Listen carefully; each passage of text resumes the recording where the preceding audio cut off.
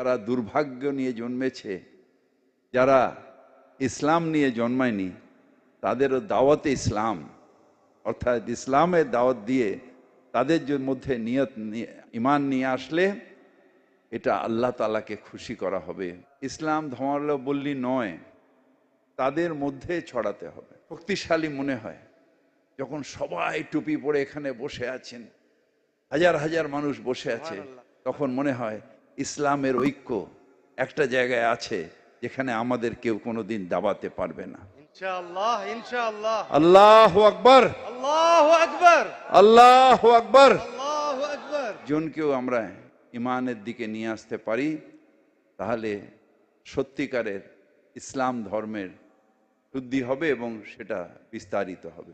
আমরা জন্মগতভাবে ইসলাম নিয়ে জন্মেছি এবং ইসলাম নিয়ে জন্মার মানে আমাদের রসুল আমাদের জান্নাতের পথ সুদৃঢ় করে দিয়েছে। যদি বড় কোনো অন্যায় না করি তাহলে ইসলাম নিয়ে জন্মানো মানে জান্নাতে পৌঁছে যাওয়া। ইনশাআল্লাহ। আজকে এই একটা বিশাল সমাবেশ এখানে করেছেন এবং সুদূর মালয়েশিয়া থেকে এখানে আসছেন তেলাওয়াত করতে শিশু, আর অনেকে তেলাওয়াত করবেন।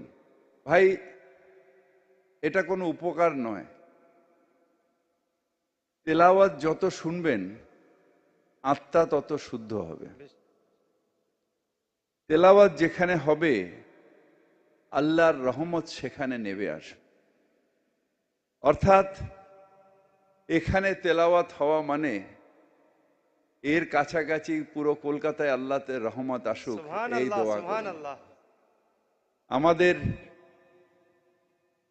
অত্যন্ত যদি সময় থাকতো বসে আরো তেলাওয়াত শোনা যেত। একটা শিশু এত সুন্দর তেলাওয়াত করলেন, আমি সত্যি সত্যি ধন্য এবং বিস্মিত হয়ে গেছি। আমরা বিশ্বাস করি শুধু সেই আল্লাহ তাআলার উপরে, এবং সেই আল্লাহ তাআলা তার রহমত দিয়ে আমাদের ইহকাল পরকাল দুটা তার রহমত বর্ষিত করুক, এই দোয়া আপনাদের আমি করি।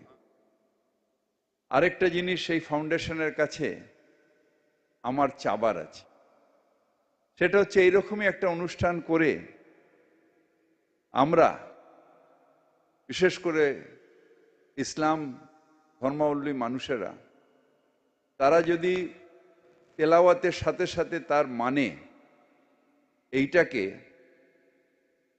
যারা ইসলাম ধর্মাবলম্বী নয় তাদের মধ্যে ছড়াতে হবে।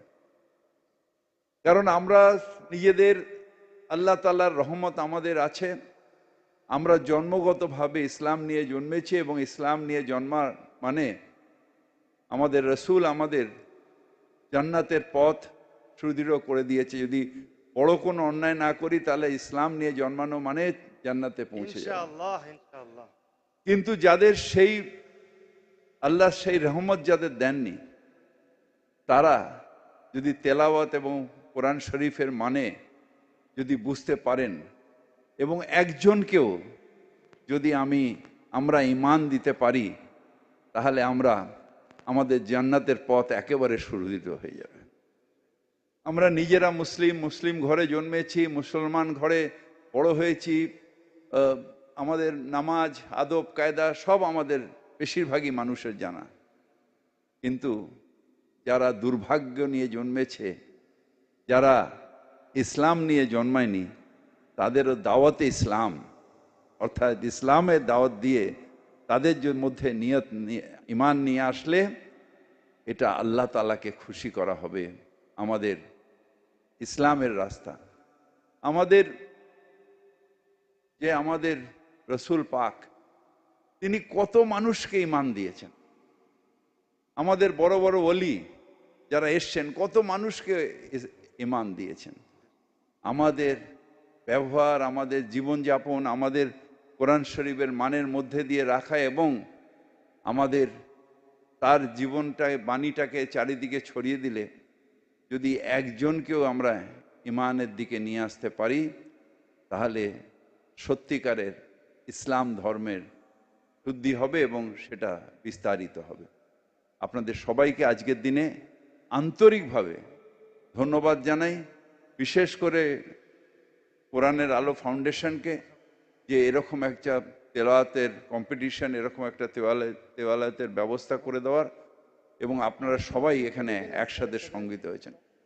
কত ভালো লাগে, কত নিজেদের শক্তিশালী মনে হয় যখন সবাই টুপি পরে এখানে বসে আছেন, হাজার হাজার মানুষ বসে আছে, তখন মনে হয় ইসলামের ঐক্য একটা জায়গায় আছে যেখানে আমাদের কেউ কোনোদিন দাবাতে পারবে না। ইনশাআল্লাহ ইনশাআল্লাহ। আল্লাহু আকবার, আল্লাহু আকবার। আল্লাহু আকবার।